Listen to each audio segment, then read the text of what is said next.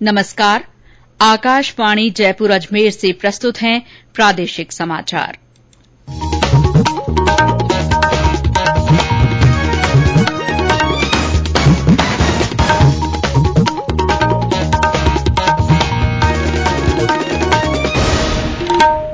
मुख्य समाचार। उपराष्ट्रपति एम वेंकैया नायडू ने कहा, सीमा पार से प्रायोजित आतंकवादियों को राजनैतिक समर्थन और आश्रय के अलावा ड्रोन जैसे हथियार भी मुहैया कराए जा रहे हैं। प्रधानमंत्री नरेंद्र मोदी ने आयुष्मान भारत डिजिटल मिशन का शुभारंभ किया। कहा, मिशन में स्वास्थ्य सेवाओं में क्रांतिकारी बदलाव लाने की क्षमता। अलवर और धौलपुर जिलों में जिला परिषद और पंचायत समिति सदस्यों के लिए चुनाव कार्यक्रम जारी किया गया। मतदान 3 चरणों में। विश्व पर्यटन दिवस पर राज्य के पर्यटन स्थलों पर विभिन्न कार्यक्रम आयोजित। और प्रदेश में कई स्थानों पर हल्की से मध्यम बारिश। मौसम विभाग ने अक्टूबर के पहले सप्ताह में मानसून के लौटने की संभावना जताई।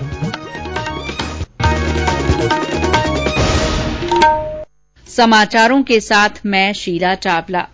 देश भर में 18 साल से अधिक आयु वर्ग के लिए सरकारी केंद्रों में मुफ्त कोविड टीकाकरण अभियान जारी है। युवाओं से आग्रह है कि वे टीका जरूर लगवाएं और अन्य लोगों को भी इसके लिए प्रेरित करें। जब तक आवश्यक न हो, घर से बाहर न निकलें और सुरक्षा के 3 सरल उपायों का पालन करें। मास्क लगाएं, 2 गज की सुरक्षित दूरी बनाए रखें, हाथ और चेहरा साफ रखें। और अब समाचार विस्तार से। उपराष्ट्रपति एम वेंकैया नायडू ने कहा है कि सीमा पार से प्रायोजित आतंकवादियों को न केवल राजनैतिक समर्थन और आश्रय दिया जा रहा है, बल्कि उन्हें ड्रोन जैसे आधुनिक हथियार भी दिए जा रहे हैं। उपराष्ट्रपति आज जैसलमेर में बीएसएफ की 191वीं बटालियन में सुरक्षा बल के जवानों को संबोधित कर रहे थे। उन्होंने कहा कि आतंकवादी डिजिटल संचार की नई तकनीक का प्रयोग कर रहे हैं, लेकिन बीते महीनों में बीएसएफ ने कई बार ऐसे ड्रोन्स की घुसपैठ को नाकाम किया है। उपराष्ट्रपति ने कहा कि भारत एक शांतिप्रिय देश है, जिसने कभी किसी पर आक्रमण नहीं किया। उन्होंने कहा कि सीमा पार से आतंकवाद और नशा भारत पर थोपा जा रहा है, लेकिन भारत के सुरक्षा बल पड़ोसी देशों की इन कोशिशों को नाकाम कर रहे हैं। उन्होंने सुरक्षा बल में आधुनिक तकनीक उपलब्ध कराने के लिए सरकार की सराहना की। 1971 के ऐतिहासिक लोंगेवाला युद्ध की चर्चा करते हुए उपराष्ट्रपति ने कहा कि उस ऐतिहासिक युद्ध में सेना, बीएसएफ और एयरफोर्स के बीच अद्भुत तालमेल था। उपराष्ट्रपति ने कहा कि सुरक्षा बल राजस्थान के सीमांत क्षेत्रों में कठिन परिस्थितियों में काम कर रहे हैं, जिन पर देश को गर्व है। इससे पहले उपराष्ट्रपति ने सेना के अधिकारियों और जवानों से बातचीत करते हुए शांति को विकास के लिए आवश्यक शर्त बताया। उपराष्ट्रपति ने जैसलमेर के सैन्य स्टेशन स्थित युद्ध संग्रहालय में अधिकारियों से संवाद किया। उन्होंने संग्रहालय का निरीक्षण किया और शहीदों को श्रद्धांजलि दी। उपराष्ट्रपति आज जैसलमेर से जोधपुर पहुंचे और विश्व पर्यटन दिवस के अवसर पर ऐतिहासिक मेहरानगढ़ किले को देखा। अपनी फेसबुक पोस्ट में श्री नायडू ने किले को राजस्थान की शान का स्वर्णिम प्रतीक बताया। उपराष्ट्रपति कल जोधपुर में राज्यपाल कलराज मिश्र की पुस्तक संविधान, संस्कृति और राष्ट्र का विमोचन करेंगे। प्रधानमंत्री नरेंद्र मोदी ने आज आयुष्मान भारत डिजिटल मिशन की शुरूआत की।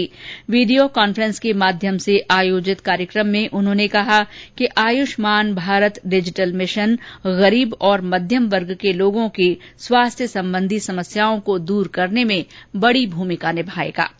आयुष्मान भारत डिजिटल मिशन अस्पतालों में प्रक्रियाओं को सरल बनाने के साथ ही ईज ऑफ लिविंग भी बढ़ाएगा। वर्तमान में अस्पतालों में टेक्नोलॉजी का जो इस्तेमाल होता है, वो फिलहाल सिर्फ एक ही अस्पताल तक या एक ही ग्रुप तक सीमित रहता है। हम अक्सर देखते हैं कि बहुत से लोगों के पास अस्पताल जाते समय उनका मेडिकल रिकॉर्ड ही नहीं होता और हमारे गांव देहात में रहने वाले भाई बहन तो इस वजह से बहुत परेशानी उठाते हैं। इस तरह की परेशानी से मुक्ति दिलाने में आयुष्मान भारत डिजिटल मिशन बड़ी भूमिका निभाए।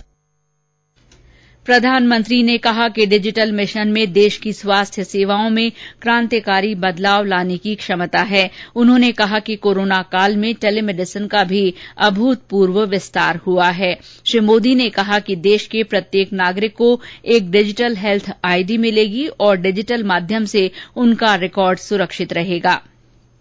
राज्य चुनाव आयोग ने अलवर तथा धौलपुर जिलों में जिला परिषद तथा पंचायत समिति सदस्यों के चुनाव के लिए चुनाव कार्यक्रम जारी कर दिया है। इन जिलों में चुनाव की अधिसूचना 4 अक्टूबर को जारी की जाएगी। नामांकन पत्र 8 अक्टूबर तक भरे जा सकेंगे।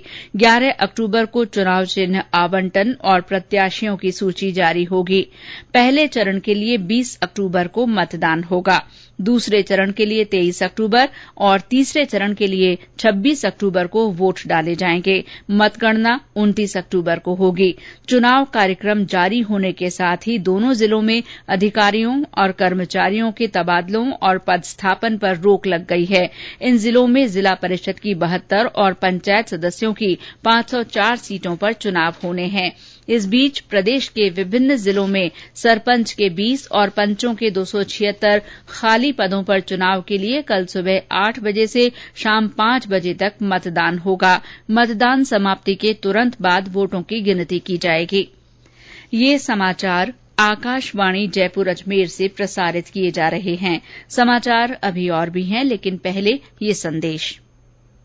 चलो मिलकर एक शुरुआत करें, चलो एक फैसला आज करें, मास्क नहीं तो टोकेंगे, कोरोना को रोकेंगे, चलो एक इरादा करते हैं, चलो कुछ वादा करते हैं, मास्क नहीं तो टोकेंगे, कोरोना को रोकेंगे।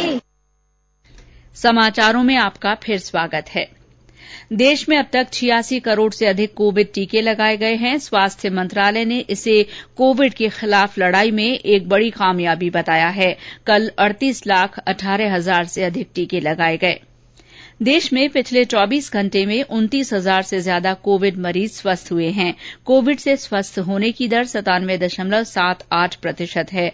अब तक 3 करोड़ 29 लाख से अधिक लोग कोविड से स्वस्थ हो चुके हैं। देश में कल कोविड के 26,000 से ज्यादा नए मामले सामने आए हैं। प्रदेश में राजधानी जयपुर में आज कोविड के 5 मामले रिपोर्ट हुए हैं।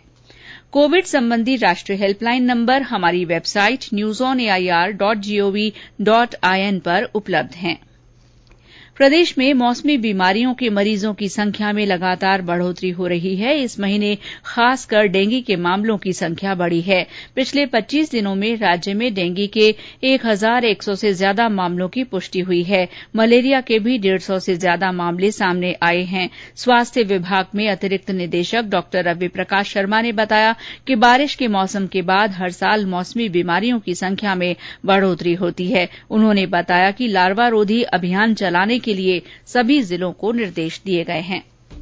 चिकित्सा और स्वास्थ्य मंत्री डॉ रघु शर्मा ने प्रदेश में साल 2025 तक तपेदिक यानी क्षय रोग को पूरी तरह खत्म करने के लिए समयबद्ध रूप से काम करने के निर्देश दिए हैं। डॉ शर्मा आज राष्ट्रीय क्षय रोग उन्मूलन कार्यक्रम की वीडियो कॉन्फ्रेंस के माध्यम से समीक्षा कर रहे थे। उन्होंने बताया कि राज्य में हर महीने करीब 12 से 17,000 बलगम नमूनों की जांच की जा रही है। डॉ शर्मा ने टीबी रोग के बारे में जानकारी के लिए आमजन से आरोग्य साथी ऐप डाउनलोड करने का आग्रह किया।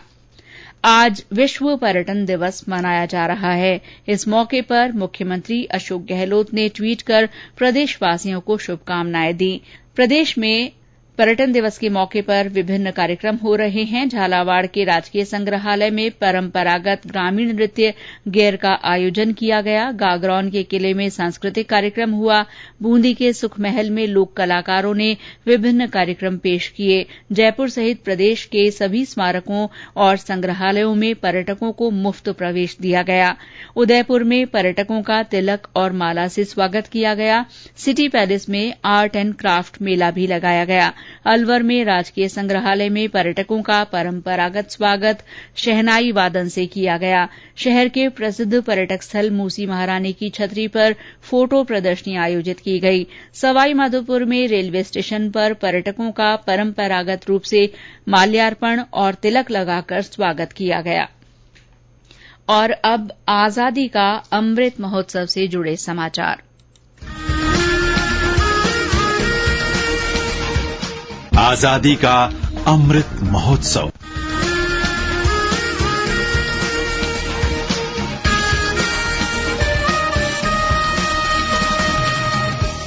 आजादी का अमृत महोत्सव के अंतर्गत केंद्रीय रिजर्व पुलिस बल सीआरपीएफ के जवानों की साइकिल रैली आज धौलपुर से आगरा और मथुरा के लिए रवाना हुई। रैली को सीआरपीएफ के डीआईजी पीसी श्रीवास्तव और 6ठी बटालियन के कमांडेंट पुष्पेंद्र सोलंकी ने हरी झंडी दिखाई। ये रैली कन्याकुमारी से 22 अगस्त को शुरू हुई थी और आगामी 2 अक्टूबर को राजघाट नई दिल्ली पर संपन्न होगी। आजादी का अमृत महोत्सव के तहत आकाशवाणी समाचार जयपुर की ओर से शुरू की गई संदेश श्रृंखला में सुनिए हमारे श्रोता का संदेश। सभी श्रोताओं को नमस्कार। नाम लोकेंद्र सिंह, गांव तारातरा, तहसील चोटन, जिला बाड़मेर। देश की स्वतंत्रता की 75वीं वर्षगांठ पर देश आजादी का अमृत महोत्सव मना रहा है। हमें प्राणों की आहुति देने वाले शूरवीरों की शहादत को हमेशा याद रखना है। यह अमृत महोत्सव भारत के जन जन का पर्व बने। इस संदेश श्रृंखला में श्रोताओं से देशभक्ति और प्रेरणादायी संदेशों को आमंत्रित कर उन्हें समाचार बुलेटिन में शामिल किया जाता है। श्रोता हमें अपने संदेश रिकॉर्ड कर हमारे व्हाट्सएप नंबर 9414052368 पर भेज सकते हैं। और अब मौसम। प्रदेश में इस मानसून सीजन में अब तक 477 मिलीमीटर औसत बारिश दर्ज की गई है, जो सामान्य से 15% ज्यादा है। आज भी प्रदेश के कई जिलों में अच्छी बारिश हुई है। सिरोही में तेज बरसात हुई। बूंदी, कोटा, जयपुर, टोंक, अलवर, उदयपुर और सवाई माधोपुर में हल्की से मध्यम बारिश हुई है। बारिश के दौरान बिजली गिरने से सिरोही जिले के पिंडवाड़ा और सवाई माधोपुर के खंडार में एक एक व्यक्ति की मृत्यु हो गई। इस बीच मौसम विभाग जयपुर के निदेशक राधेश्याम शर्मा ने बताया कि आमतौर पर मानसून 17 सितंबर से पश्चिमी राजस्थान से लौटने लगता है, लेकिन इस बार इसके अक्टूबर के पहले सप्ताह में लौटने के आसार हैं। पूर्वी राजस्थान में 28-29 सितंबर से बारिश की गतिविधियों में कुछ कमी होगी। हालांकि साउथ राजस्थान के जिलों में अगले 4-5 दिन बारिश की एक्टिविटी जारी रहेगी। इस मानसून के लौटने की भी बात करें तो औसतन 17 सितंबर को पश्चिमी राजस्थान से मानसून विदा लेता है, लेकिन इस वर्ष जो सिचुएशन है उसके हिसाब से अभी भी अक्टूबर के फर्स्ट वीक के बाद ही मानसून के लौटने के लिए परिस्थितियां बन रही है। तो कुल मिलाकर अभी भी पूर्वी राजस्थान में अगले 4-5 दिन कुछ एक स्थानों पर हल्के से मध्यम दर्जे की बारिश की गतिविधियां जारी रहेगी। और अंत में मुख्य समाचार एक बार फिर। उपराष्ट्रपति एम वेंकैया नायडू ने कहा है कि सीमा पार से प्रायोजित आतंकवादियों को राजनैतिक समर्थन और आश्रय के अलावा ड्रोन जैसे हथियार भी मुहैया कराए जा रहे हैं। प्रधानमंत्री नरेंद्र मोदी ने आयुष्मान भारत डिजिटल मिशन का शुभारंभ किया। उन्होंने कहा कि मिशन में स्वास्थ्य सेवाओं में क्रांतिकारी बदलाव लाने की क्षमता है। अलवर और धौलपुर जिलों में जिला परिषद और पंचायत समिति सदस्यों के लिए चुनाव कार्यक्रम जारी कर दिया गया है। विश्व पर्यटन दिवस पर आज प्रदेश के पर्यटन स्थलों पर विभिन्न कार्यक्रम आयोजित हुए। और प्रदेश में कई स्थानों पर हल्की से मध्यम बारिश हुई है। मौसम विभाग ने अक्टूबर के पहले सप्ताह में मानसून के लौटने की संभावना जताई है। इसी के साथ प्रादेशिक समाचार बुलेटिन समाप्त हुआ। नमस्कार।